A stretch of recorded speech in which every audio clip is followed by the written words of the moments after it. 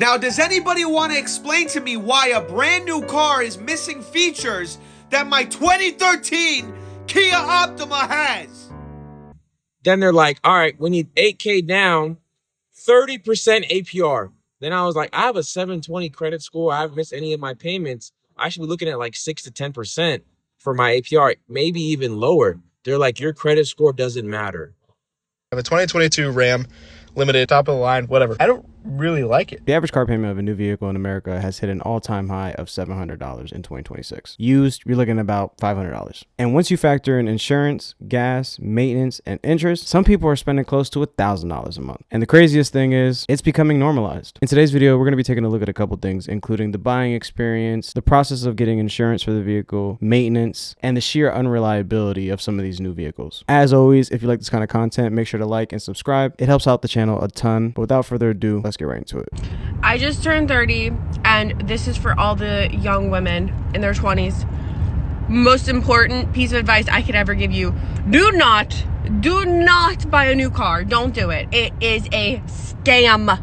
Don't even buy a new or used car. In fact, don't get a car that's over $25,000 unless you can pay for at least half of it out of pocket. I had a 2020 Subaru Forester Premium with about 80,000 miles on it. Unfortunately, it was totaled. I was paying a disgusting amount of money every month for that car. I just got an email from the car dealership that I bought that Subaru from saying, oh, hey, we'd be interested in buying your Subaru. If it has about 90,000 miles and it's in excellent condition, we'll buy it from you for $7,000. 3 years ago, a mere 3 years ago, they sold me that car for $30,000. All right, so off the bat, she's already letting us know that she paid 30 bands for her car. In the 3 years that she had that car, it sounds like she put 80,000 miles on it. Subaru was saying, if it has less than 90,000, we'll give you 7 bands for it. So when you do the math, that car is depreciated 76% of its value. I know 80,000 miles is a lot, but 76% of the vehicle value just gone. That's gotta hurt. $30,000, and 3 years later, it's only worth $7,000. Hot girls are smart with their money. They buy reliable brands like Toyota, like Lexus, like Honda. They take care of their cars and they have them forever, and they save a bunch of money. Since my Subaru is totaled, I bought a 13-year-old car. It is a very reliable brand, very reliable model. I've had it for a few months and it has caused me no issues whatsoever. Biggest piece of advice: do your research on the brand. Buy something that you can pretty much afford outright, or at least half at the bare minimum, and save your money. Save your money. Do not buy a new car. That is a scam. So a lot of key pieces of information that she gave us here. In America, especially with young people, there's this pressure socially to get a luxury vehicle like the Mercedes-Benz or the BMW or the Audi. Those cars are considered luxury for a reason. You're going to be spending luxury costs. And most of us have heard, when you purchase a new vehicle, as soon as you drive it off the lot, it depreciates 30%. That's like if you had $100 in your wallet and you walked out of your house, $30 of it just vanished, just gone, without you spending it on anything. And so many people are doing that with new vehicles. Now look, if you can afford to get a new vehicle and it's not hurting you financially, then by all means go ahead. But I don't think Gen Z or millennials can really afford to have 30% of a value of probably one of the most expensive things that they've ever purchased just vanish instantly just because they drove something off a lot. I mean, that's ridiculous. Buy what you can afford, not what you feel pressured into buying, not what you see everybody else has. Because at the end of the day, you're the one that's going to be stuck with that car payment. You're the one that's going to be stuck with the negative equity. You're the one that's going to be underwater if it depreciates so much that you owe more than what it's actually worth. Taking a look at the comments. I buy new, but I stick with Toyotas. Exactly. Everybody knows how reliable Toyotas are. You've heard countless stories of BMWs, Audis, Mercedes-Benz, just like completely crapping out on people like 3 to 6 months into having the vehicle. 3 to 6 months into a new vehicle. I'm sorry, but your vehicle should not give you any problems if it's brand new for the in my opinion, for the first year or two. But as we've seen, that's not always the case. I wouldn't say new cars are the scam. Dealerships are the scam. Dealerships definitely are a huge scam. But for example, that Denali that moms love, terrible engines, terrible transmissions, just blows up on them within a week or two, a month of them having it. And these are like $80,000, $90,000, $100,000 trucks. Like that's like a down payment on a crib. So I actually financed a car in 2018. It was a used 2013 Genesis Coupe. I love my car. I still have it to this day. It had 45,000 miles on it, one previous owner, push to start, beautiful car. It was 14.5 sticker with taxes and fees. It went up to 17. After interest, $23,000. That's how quickly these things add up. It was almost an extra $10,000 from the sticker price to what it actually cost me to finance the car. And that's the thing. The sticker price that you see is not what you're going to be paying, not with interest. And a lot of people don't realize that until they're in the trap of already having a car with a high interest loan, and then they're screwed. Why did Mercedes send me an estimate telling me that it's time for brakes, and for my front brakes was going to be $6,800? $6,000. My first car didn't even cost me $6,000. I had a Volkswagen Passat 2004. It cost like $3,000 for the entire car.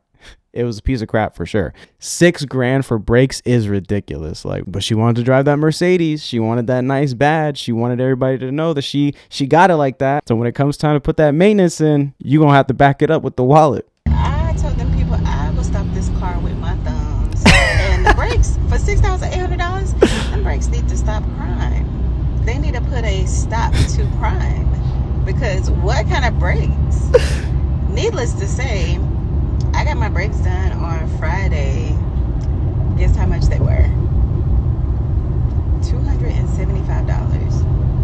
And I looked up online to see how much brakes for my AMG are. So she doesn't just drive a Mercedes. She drives an AMG, which if any of you guys know, if any of you Mercedes lovers are out there, you know, AMG is where the big money's at. That's where you're really going to be spending a lot of money. And they're not cheap to repair. They're not cheap to maintain, and they're not cheap to buy in general. But the fact that the dealership was quoting her almost $7,000 for just brakes is a scam. That's a ripoff. It sounds like they either didn't want to do it or that they thought she didn't know any better and that they were going to get over on her real quick. In any event, that's ridiculous. I mean, $6,000, that's a lot of money. It was literally like between $150 and $300. So y'all, if you have a luxury car or just a car period and you are a lady, do not feel bad about getting second, third, fourth, fifth opinions about what your car may need, or because these dealerships, they will try to bust your head down to the white meat. And man, my car is riding smooth. Okay, $275. Especially with women, they think you don't know any better when it comes to vehicles. They think that she probably doesn't know what maintenance actually costs. So I'm going to try to bust her head open real quick, crack it wide open, try to get as much money as I can. That's why you got to get a second, third, fourth opinion, like she said. At the end of the day, they don't owe you anything, realistically. They're a business trying to make money, and you're a customer, and they're going to charge you what they think they can get away with. It's as simple as that. As a young buck in the year 2026, hell, even older people still want brand new vehicles. It's no surprise most people want to be driving a brand new car. Now, does anybody want to explain to me why a brand new car is missing features that my 2013 Kia Optima has? As some of y'all may know, I've been car shopping for like what, about a year now? Yes, I still haven't bought a car because Papa's indecisive. At least he's taking his time and making sure that whatever he's going to get, he's going to be happy with. Yeah, a year is kind of a long time to be shopping for a car, but it's better than getting into something really quick, just going into a dealership one day and then having to pay it off for 7-8 years, which is what these finances are looking like now, at an interest rate like 10 to 15, 20%. I've seen even 30%. And you just hate the vehicle at the end of the day. It's not even what you wanted. One of the things that I unfortunately learned in my car shopping endeavors is that a lot of these new cars don't even have good features inside of them. My 2013 Kia Optima, 13-year-old car, has a button that folds the mirrors, luxury, has heated and ventilated leather seats, luxury, and a little cherry on top, it has a nice heated leather steering wheel to keep Papa's gummies nice and warm during the New York City winter. If you live on the East Coast, specifically in the New Jersey, New York area, you already know heated seats, heated steering wheel, that's mando. That is mandatory. You need that because it be brick out here. Literally, we're coming off a week where the wind chill was making it feel like negative 15 outside. You be sitting in your car frozen like a statue, like. It's miserable, bro. And this is a point that like I also have experienced. My 2004 Volkswagen Passat had heated seats, heated leather seats, and they were money. They felt so good to sit. The passenger side didn't work, but I didn't care because I was driving the car. The driver one worked. That's all that mattered to me. But in my 2013 push to start Genesis Coupe Premium 2.0 Turbo, I do not have heated seats. I don't. I have a sunroof, but I have no heated seats. You telling me a 2004, we had the technology in 2004 to have the heated seats, but now in 2013, where the heated seats at? This is the premium edition of the car too. It's not like I got the base model. Like, what are we talking about? You look at these new cars, $30,000, $40,000 cars. They don't have these fucking features. They don't have heated steering wheels, heated seats. If you expect us to drop the equivalent of a down payment on a house, $40,000, $50,000, $60,000, $50,000 being the average new car price in 2026, by the way, you better include some fucking $50,000 features. Don't make us, okay, $50,000 gets you the base model, but $60,000 gets you a heated steering wheel. And it's only really a $10,000 difference. You're paying most of that money still up front, and you're not getting any of the perks. What am I doing? I'm about to just go purchase a used vehicle at this point then. I'm not going to give you 50 bands, and I don't even get a heated steering wheel. Yeah, that's crazy, bro. Like, and if you've ever driven in New York, his point is valid. You need your mirrors to close because it be packed. The streets are narrow. You get sideswiped real quick. There goes your mirror. Gone. Just gone. This person said, got a 2025 Civic, and it don't even got pockets behind the seats. If you don't know what he's talking about, usually there's a net behind your seat that you can like put stuff into. And he's saying his Civic doesn't even have that. In 2025, it doesn't have the netting or the pocket to put things on behind the seat. Diabolical. This person said no spare tire, no spare key either. You're buying a new vehicle, you need at least 2 keys. And a spare tire better be included. That's mandatory. This person says working for 3 car dealerships, I can confirm any new car is a scam. There you go right there. Somebody telling you that works at a dealership themselves, it's a scam. I have a 720 credit score, and I walked into a dealership yesterday, and I owe some money on my current Tesla that I have, but I wanted to get a Model X. So I walk in, they're doing my financing and stuff, and they're like, we'll only give you $10,000 for your car, $11,000 for your car. I'm like, that's crazy. My car has a brand new battery. They're like, it doesn't really matter. All right, we need $8,000 down, 30% APR. Then I was like, I have a 720 credit score. I haven't missed any of my payments. I should be looking at like 6 to 10%. A 30% APR on a credit card was considered crazy. 30% APR on a car with a 720 credit score. This sounds like a scam. This sounds like they're trying to get over on a young buck, which is he looks a little younger. You know, he looks like he's Gen Z. Feel me? They probably took a look at his credit history, sees that he probably doesn't have much of a credit history to report, and they thought, oh yeah, we can get over on this one. For my APR, maybe even lower. They're like, your credit score doesn't matter. In what world? That is literally the only thing credit scores are designed for, to determine what kind of interest rate I qualify for. And typically, the way that it's worked in the past is if you have a high credit score, you get a low interest rate, or whatever the lowest interest rate they could possibly offer. I can guarantee you 30% is not the lowest that they can offer. And 720 is not a bad credit score. It's very good, actually. What the fuck are you talking about? First comment, bro, this did not happen. Creator says, at a Mexican dealership, swear to God. Wow. Try and get over on him. Somebody else, 720 on what though? Experian or TransUnion? My Experian score is 100 points higher than my TransUnion.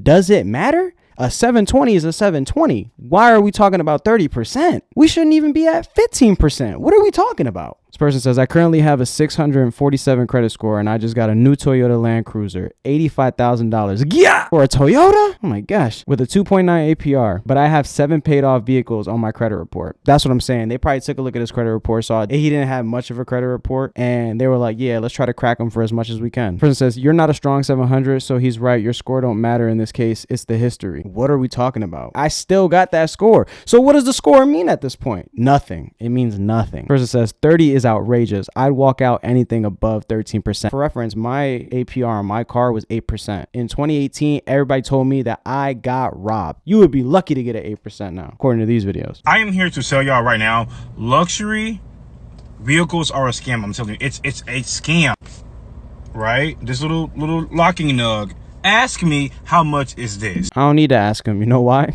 Because my car has this exact same thing. So for those of you that don't know, on certain vehicles, especially vehicles that have actual wheels and not just hubcaps, they have a special locking nut. So one of those nuts uses a different key, that little piece that he showed, in order to take it off. So if you don't have that piece, you cannot take your wheel off. You can get most of the nuts off, but the last one physically won't be able to come off unless you have that specific lock nut. And you can't just buy that at any store. You have to get it from a dealership. How much do you think it costs? Write in the comments down below to let me know how much you think it costs. I had to purchase one. $20, $30, $40, no! $150! This is $150. Now, Can confirm. Short story time. I got a flat about a year ago. I took it to a local mechanic shop, one that I trust that I've been to before, and I had to get the tire repaired. They replaced the tire, boom, boom. I had that locking nut, my tire repair kit in my trunk. Everything went well. Left. Fast forward 6 months later, I get another flat. I go to put on my donut on the side of the road just to get it to the shop so that I can get it repaired with an actual tire. I can't find the nut. I think to myself, when was the last time I got my tire repaired? I could have sworn it was in here. I'm to find out the mechanic shop forgot to put it back in. And the cherry on top, they closed. Like, went out of business, closed. I had to buy a brand new one from the dealership on top of not being able to get my car out of the middle of the road right then and there. It had to get towed. $200 for a brand new one. They cracked me. I could not believe it. So I can relate to this. This one hit home. this little thing right here is important because the type of car I have, it has a lock on when you try to like adjust or take off the tire. So you can't just come on and put any old little, thing like this on it. You gotta put this on there, then hook it on there, and then take it off, right? Exactly. Had a flat tire this morning, and I was like, oh, okay, cool, whatever. I'm thinking I'm just gonna go buy a new tire. I mean, because I could put air in it and then it will come out, but I could have made it to the tire shop. Maybe I get to the tire shop, I'm like, oh, I can't find my little $150 tire nug. I'm like, what am I gonna do? The tire man, he's like, well, I can't take it off without that. You have to have that. And I was like, so I have to go to the dealership. Literally, the mechanics can't even take it off. If you go to a mechanic and you have that specific, and you're missing that specific nut for your car, they can't do anything for you. You have to call the manufacturer and they have to give you another one. You gonna pay for it, I guarantee you that.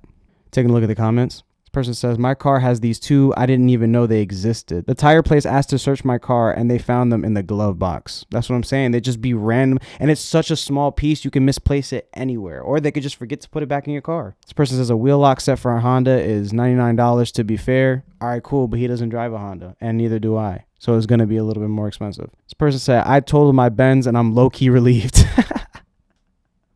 Don't got to pay for it anymore. Hope that person had gap insurance because if they owed anything on it, you still owe that. Another person, yep, I had mostly luxury cars. I'm used to it. I found a site. I order OEM parts for dirt cheap. I only take my car to a dealership for stuff under the hood. Everything else, I go to Firestone. I've had Mercedes, Jaguars, Acura, Lexa, Honda, Toyota, Lincoln, and so on. I wouldn't call all of those luxury, but definitely the Mercedes, the Jaguar, and the Lexus, I could see that being very expensive. This person, luxury is a scam, but y'all aren't ready for that conversation. It's not even really luxury at that point. I wouldn't consider my car luxury. Like I said, it was only $14,000 when I bought it, sticker. And it still has those. It's more of a theft loss prevention. Somebody can't just steal your tires when you're on the side of the road, which does happen. And it's like, I can see that, but then also, if you ever misplace it, you're going to get taxed. Has anybody had a terrible car buying experience? Because I am about to rant about the one that me and my husband just had. If you watch my videos, you know that a while back I was talking about either getting a Traverse or a Bronco, and then we settled on the Traverse. It's a lot more family friendly, a lot more room, just a lot more practical for our life. Went back to the same dealership that we saw the blacked out Traverse in. A midnight one where like everything is black. Inside's black, outside's black, grill is black, everything's black. The same car that we looked at was still there. So my husband had been texting the guy that we talked to the last time, had done a lot of the negotiating over text message, but needed to go in to like finalize everything. So that's what we did on Thursday. The first thing that made my husband really upset was that when they were doing their negotiations, the sales guy wanted to put a tracking system in the car. It was going to cost extra. It was one of those add-ons. First of all, no. Hell no. You're not putting a tracker on my car. For what? What do you need to put a tracker on my vehicle for? This is my car. This is not a rental. I can understand if I was renting it. Maybe even a lease. At the end of the day, you have to return the car to them. What the hell do you need to put a tracker on my car for? No. And it's going to cost extra? Double no. My husband was like, no, I don't want the tracking system. I don't need Obviously. that. You can take that off. And the sales guy basically was like, no, we have to keep it on there because they make money from the add-ons. Kept saying, no, you need to keep it on there. It's worked into the deal, blah, blah, blah. And my husband was like, no, you can't do that. You need to take it out. If it's worked into the deal, you got to figure out a way to work it out of the deal. Or there's no deal.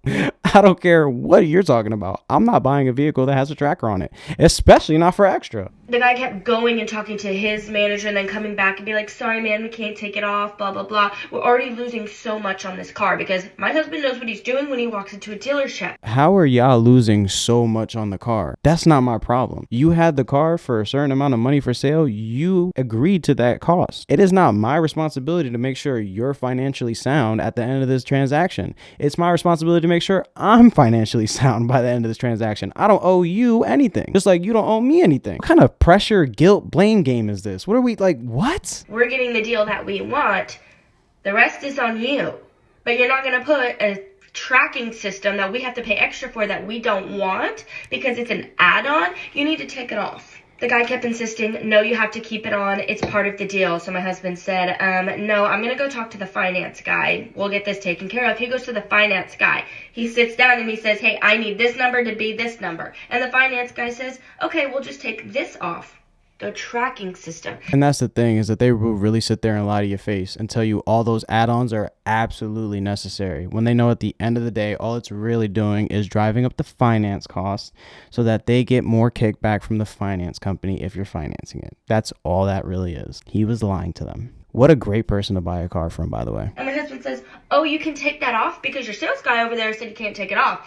And he said, yeah, we can take it off. And Lewis goes, yeah, because it's illegal to put an add-on into a deal. I know how this works. Bought cars before. I know what I'm doing. I'm not like, because we look young, okay? People play you for fools when you look young. They do not care. They're not there for your best interest. They're not your best friend. They're not trying to get you a good deal. They're trying to get them a good deal. They got a bottom line dollar to make at the end of the day, and they're going to make sure that they squeeze every cent they can out of every transaction. I guarantee you that. Car dealerships are always just, they give me the ick. So the finance guy calls the salesman in his office and says, hey, we're taking the tracking system off of the deal.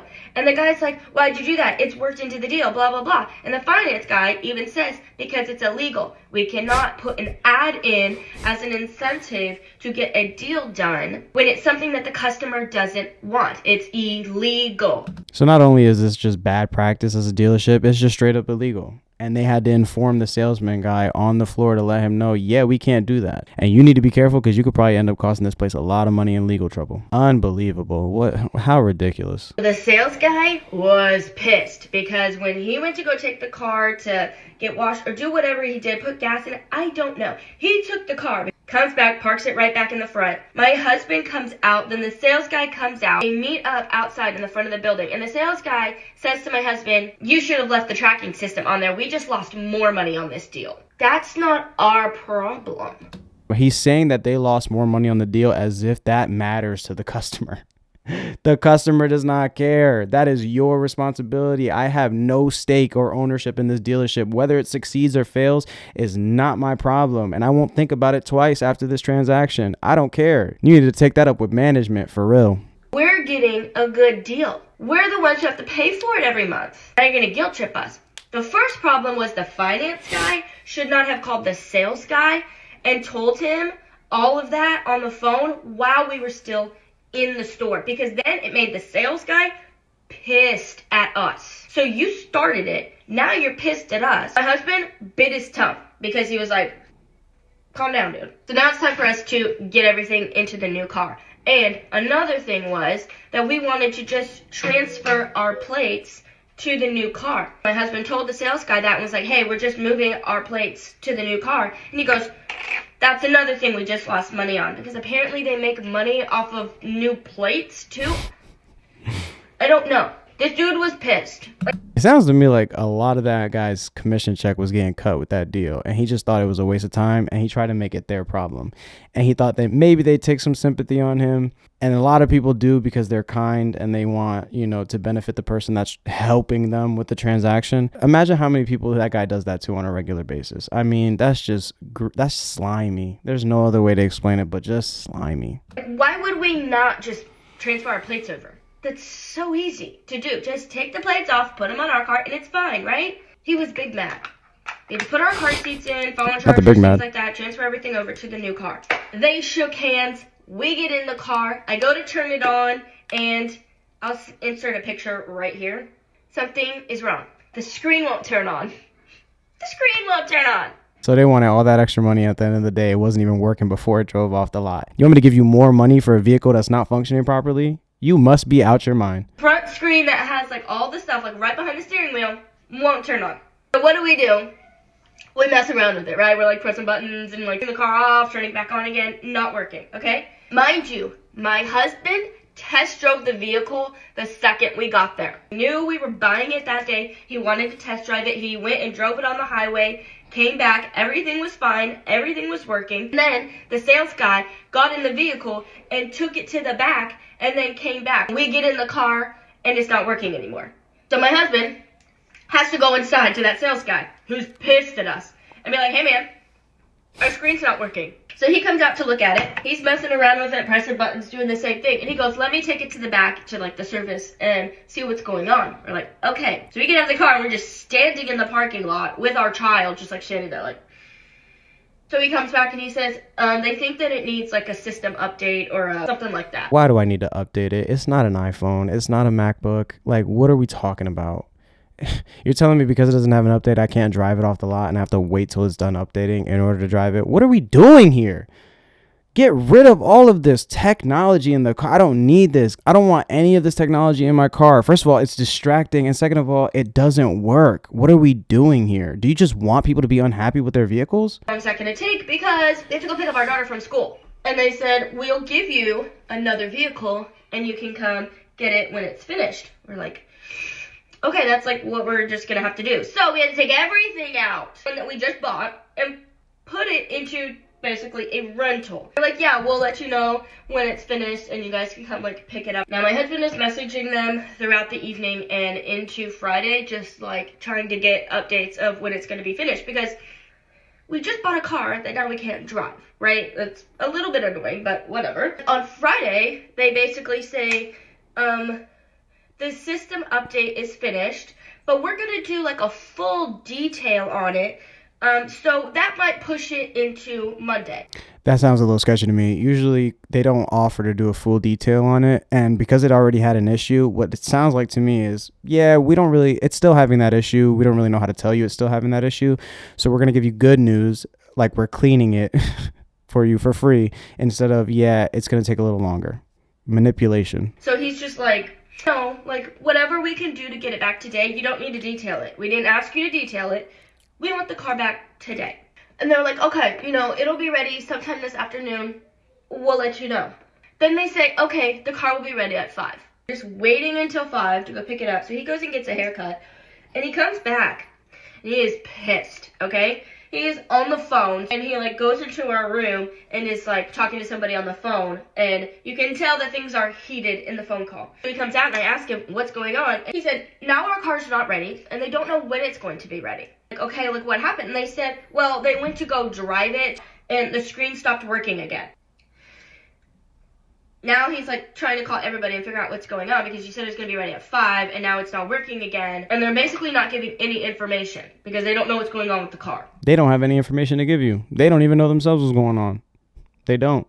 And they're trying to give you the runaround and trying to say anything that they can to save that deal because they already know if it's not working before they even drove it off the lot, there is a high likelihood that they're going to return this vehicle and we lose out on the sale. They're just trying to save their own skin at the end of the day. Somebody calls him back and says, we basically have to, I don't know the word for it. Okay, I'm so sorry. Main screen that has like your music and your maps and your everything and the little screen behind, the one that wasn't working, they have to replace all of that. They have to take everything out and replace it with a new piece.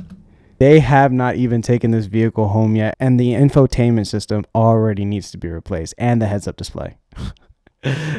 They haven't even taken it home yet, and it already needs a repair. I didn't explain this super thoroughly, but at the beginning they were saying they had no ETA of when they were going to get the part in.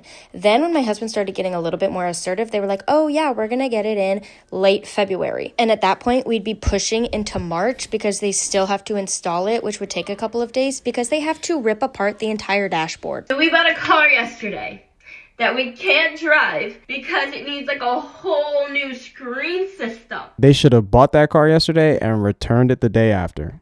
Are you kidding me? I'm not driving that. It's already shown me how unreliable it is. I don't want it anymore. Y'all can have it. I'm washing my hands and I'm going to another dealership because y'all weird in here at the end of the day. You could keep it. I'm good. Seems like we shouldn't be buying this car now. Couldn't even drive it off the lot. This is no.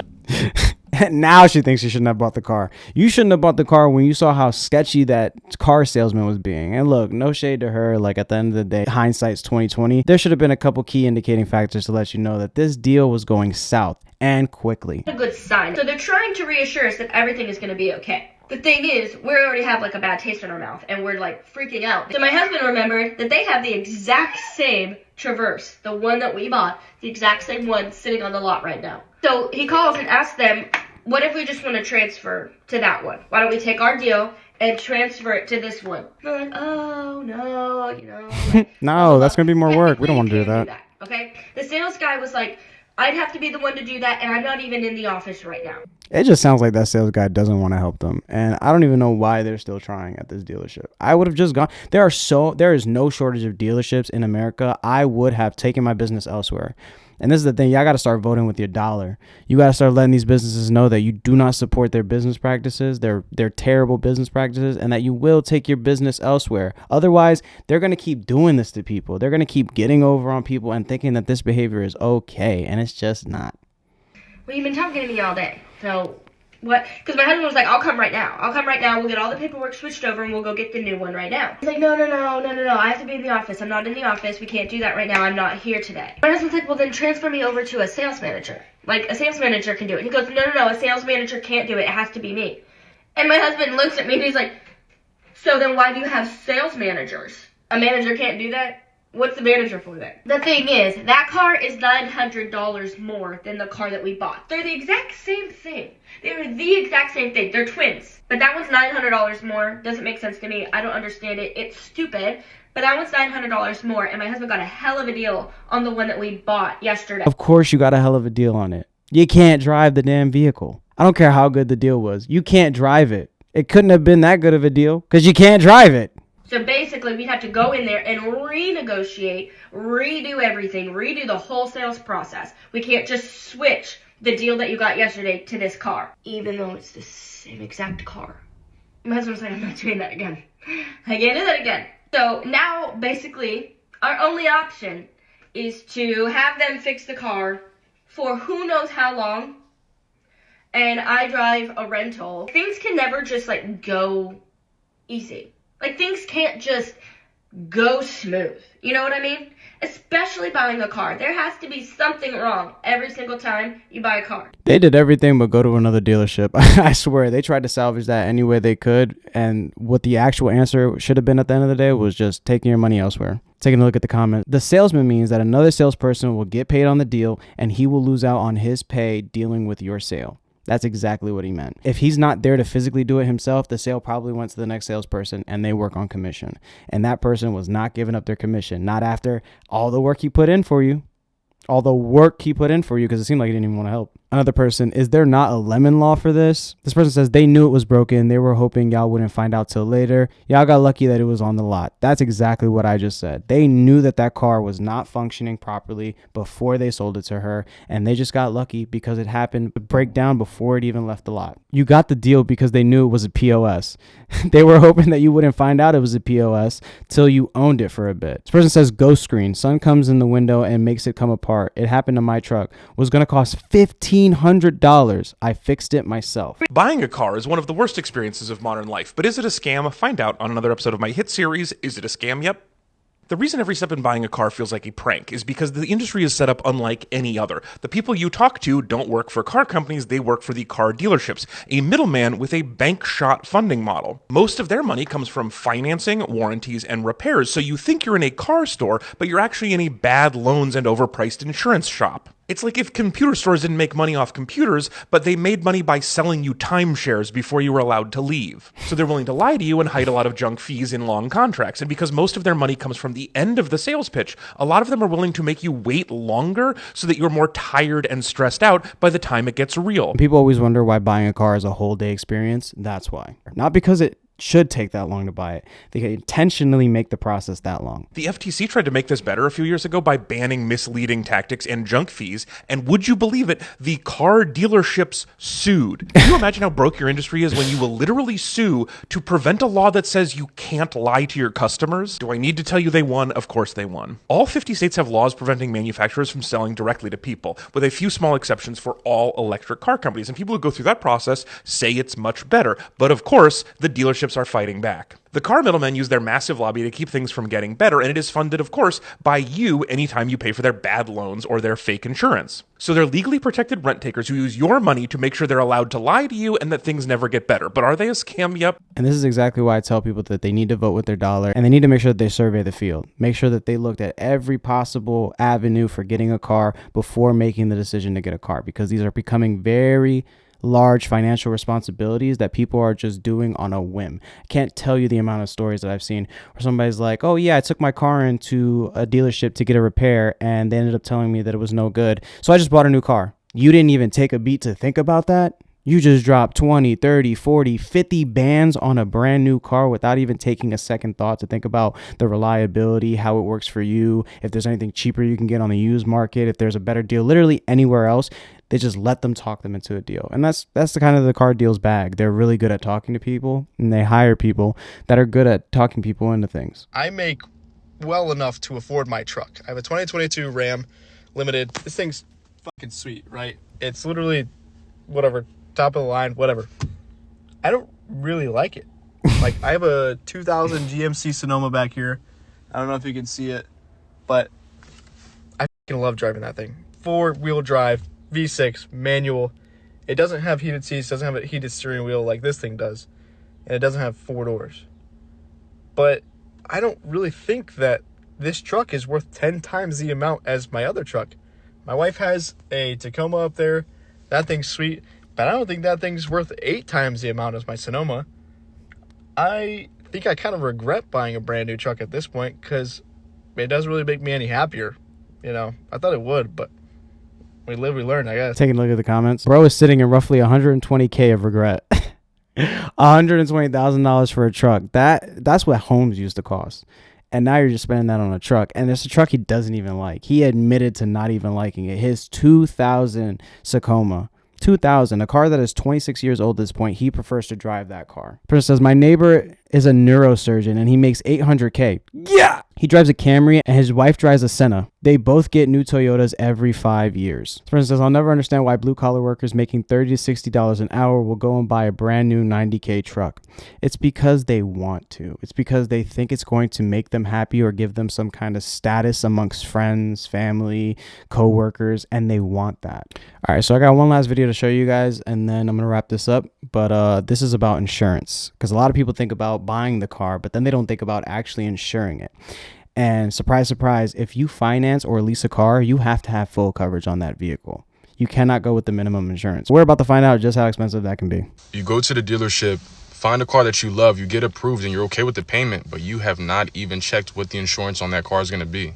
So many of you guys make this simple mistake. Whenever you're shopping a car in particular and you think that might be the one for you, all you have to do is give your insurance company the VIN number beforehand, and they can tell you exactly what your rate is going to be before you actually sign off on the car. A lot of customers run credit, go through the whole entire process, and then they wait till the last minute to see what their insurance is going to be. There's been instances where I've had clients with a $600 car note. They had no idea that their insurance was going to be $600 a month on the new car too. That's $1,200 a month total on the car. You guys have to start thinking about total cost of ownership rather than just your car note, because there's a lot more that goes into it. Insurance rates are at an all-time high in the US, and it's absolutely crazy. So before you go to the dealership, let's say you have a car in mind, call your insurance up, give them the VIN number, and they can give you the exact number of what your premium will be. Do that. It's going to save you. So many people get caught up in the actual car payment and they're like, this is what I'm going to pay per month. And they forget that your insurance payment is never ending. You are going to have to insure that car for the remainder of the time that you have that car. Yeah, it'll most likely go down as the mileage goes up, the car gets older, and then you no longer owe on it so that you can drop the coverage a bit. But you are still going to have to pay insurance on that vehicle. And if you're only factoring in what it's going to cost for the actual car and not insurance, you're budgeting just for the car. When the insurance kicks in, you're in over your head. You have no idea that you were going to be spending this much. And that's just for car and insurance. That's not any maintenance that pops up, which, as we've seen, can happen at any point during the car. Buying new doesn't mean anything anymore. That doesn't account for gas, which, let's be honest, if you're not driving a Prius or a hybrid or some kind of like gas efficient car, you're going to be spending a lot of money on gas. Taking a look at the comments, got quoted $768 a month. I damn near hung up the phone. And then you're scared to use it, because if you end up actually needing to use your insurance, guess what? It's going to go up. Insurance quoted me at $900. F a car, I'll Uber. Boy, I was calling Geico every 3 minutes with a different VIN trying to find that right rate. I know they hate me till this day for that. And that about wraps up this video. I hope you guys are able to gain more insight into how expensive it actually has become to own and operate a vehicle. And I hope it's made you consider how much vehicle you actually can afford if you're looking to get into a vehicle. Let me know in the comments down below what your car purchasing experience has been. And if you're still looking for a car, let me know what's the biggest thing stopping you from purchasing. If you like this kind of content, hit that like and subscribe button. It helps out the channel a ton. Thank you guys so much for watching. I'll catch you guys in the next one. Peace.